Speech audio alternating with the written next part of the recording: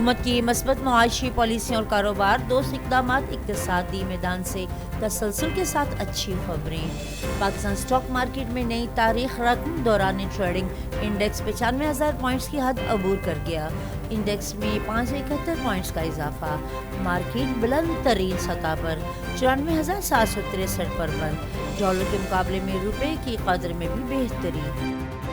Smog سے ملک کی میدانی علاقوں میں معمولات زندگی متاثر، سموگ کے باعث سانس اور گلے کے امراض میں اضافہ، وزیر اعظم محمد شہباز شریف کی اپیل پر ملک کے مختلف شہروں میں نماز استسقاء کی ادائیگی، اللہ تعالیٰ کی حضور باران رحمت کے لیے خصوصی دعائیں۔ اسلام آباد، لاہور، پشاور، کوئٹہ سمیت ملک بھر میں نماز استسقاء ادا کی گئی۔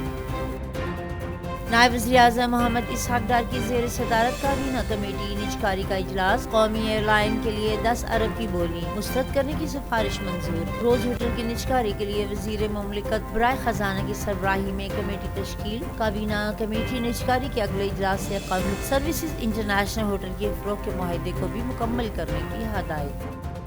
فتنۃ الخواری دنیا کی تمام دہشت گرد تنظیموں اور پراکسیز کی آماج گاہ، من گھڑت اور گمراہ کن معلومات کا تیزی سے پھیلاؤ، دہشت گردی اور غیر ریاستی عناصر کا اثر و رسوخ بڑھ جانا اہم چیلنج، نمٹنے کے لیے مشترکہ کوششیں کرنا ہوں گی۔ پرتشدد غیر ریاستی عناصر اور ریاستی سرپرستی میں دہشت گردی عالمی سطح پر بڑا چیلنج بن چکے ہیں۔ امید ہے افغان حکومت دہشت گردی کے لیے افغان سرزمین کو استعمال نہیں ہونے دے گی۔ مقبوضہ جموں کشمیر میں بھارت کا ظلم و بربریت، ہندوتوا نظریے اور پالیسی کا تسلسل، مسئلہ کشمیر کا حل اقوام متحدہ کی قراردادوں اور کشمیری عوام کی امنگوں کے مطابق ناگزیر۔ پاکستان نے ہمیشہ ایک آزاد فلسطینی ریاست کے قیام پر زور دیا، خطے اور عالمی امن کے لیے ہمیشہ مثبت کردار ادا کرتے رہیں گے۔ آرمی چیف جنرل سید آصف منیر کا اسلام آباد میں مارگلا ڈائیلاگ کی خصوصی تقریب سے خطاب۔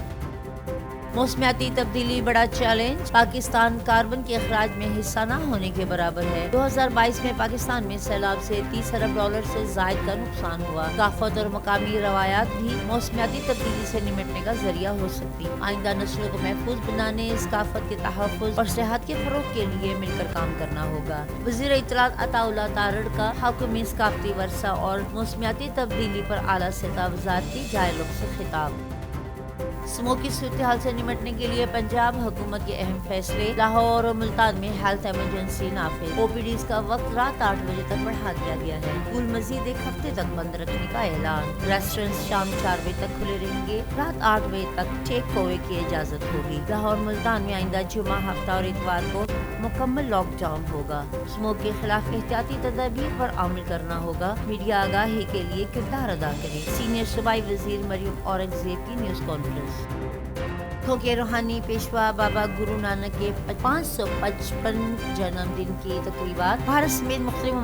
ممالک سے سکھ یاتریوں اور رہنماؤں کی شرکت۔ بابا گرو نانک نے رواداری اور بھائی چارے کا درس دیا۔ حکومت پاکستان سے برادری کو ہر ممکن سہولیات فراہم کر رہی ہیں۔ چودھری صالح حسین کا گردوارے اور جنم استھان میں تقریب سے خطاب۔ کشمیر پاکستان کی شاہراہ، کشمیریوں کو حق کے خود ارادیت ملنا چاہیے، مسئلہ کشمیر اقوام متحدہ کے فورم پر آج بھی حل طلب، سلامتی کونسل کی قراردادوں پر عمل نہیں ہو رہا، اقوام متحدہ مقبوضہ کشمیر میں جاری بحاریت مظالم کو رکوائے، بھارت نے مقبوضہ کشمیر کی خصوصی حیثیت ختم کی، غیر قانونی قبضہ کا حال جاری، چیئرمین پارلیمانی کمیٹی کشمیر رانا قاسم نون اور ڈاکٹر طارق فضل چودھری کا news conference. Air chief marshal Zaheer Ahmed Babar Sidhu کے لیے بحرین کا میڈل فرسٹ کلاس کا اعزاز، بحرینی شاہ احمد الخلیفہ کی جانب سے ایئر چیف کو فرسٹ کلاس کا اعزاز دیا گیا۔ بحرین کے نائب بادشاہ شہزاد سلمان بن حمد الخلیفہ نے سربراہ پاک فضائیہ کو تاخر ایرز پر میڈل عطا کیا۔ ایئر چیف کو تمغہ برادر ممالک میں فوجی اور دفاعی تعاون کی شاندار کاوشوں کی اعتراف میں دیا گیا ISPR۔ وی پی این کا استعمال غیر شرعی قرار، وی پی این کے حوالے سے سفارشات پر عمل درآمد احسن اقدام، وی پی این کا استعمال ممنوعہ ویب سائٹس تک رسائی اور آن لائن چوری کے لیے کیا جاتا ہے، حکومت کو اختیار ہے کہ برائی اور برائی تک رسائی کا سدباب کرے، چیئرمین اسلامی نظریاتی کونسل ڈاکٹر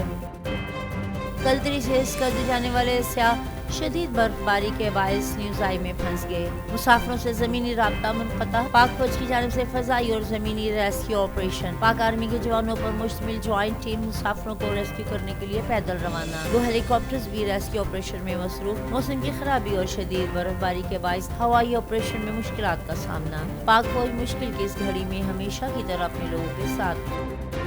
حق میں COP 29 میں پاکستان پویلین کو 2 اہم سیشنز کی میزبانی کا اعزاز حاصل، پاکستانی عدالتی فیصل سازی میں موسمیاتی انصاف اور قائز پر مباحثوں کی قیادت کی، سپریم کورٹ کے ججز جسٹس منصور علی شاہ، جسٹس عائشہ ملک اور سینیٹر شیری رحمان مباحثوں میں شریک ہوئے۔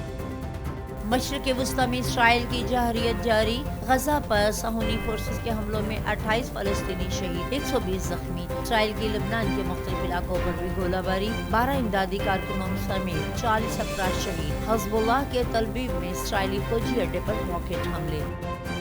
مقبوضہ جموں کشمیر میں محاصروں تلاشی کی کارروائیوں کا سلسلہ جاری، کشمیری شدید مشکلات کا شکار، سری نگر ککواڑہ، امول ہرپیا کشور کٹھوعہ سمیت دیگر علاقوں کے رہائشی خوف اور دہشت گرد کے ماحول میں زندگی گزارنے پر مجبور، حریت کانفرنس کے نہتے کشمیریوں پر جاری بھارتی مظالم کی شدید مذمت، بھارتی سفارتانہ ہتھ کنڈوں کے باوجود کشمیریوں کی جدوجہد آزادی جاری رہے گی، ترجمان کل جماعتی حریت کانفرنس۔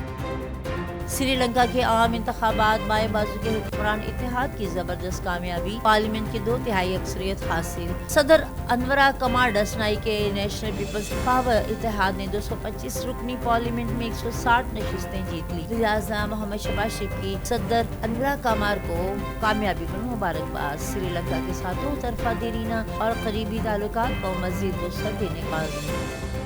بالائی خیبر پختونخوا، گلگت بلتستان اور کشمیر میں بارش اور پہاڑوں پر برف باری، سردی کی شدت میں اضافہ، برف باری سے جھیل طیف الملوک کا حسن مزید نکھر گیا، ناران بازار سے مہلکہ پہاڑوں نے بھی برف کی سفید چادر اوڑھ لی، کاخان ڈیولپمنٹ اتھارٹی نے سیاحوں کی سہولت و رہنمائی کے لیے مختلف مقامات پر عملہ تعینات کر دیا۔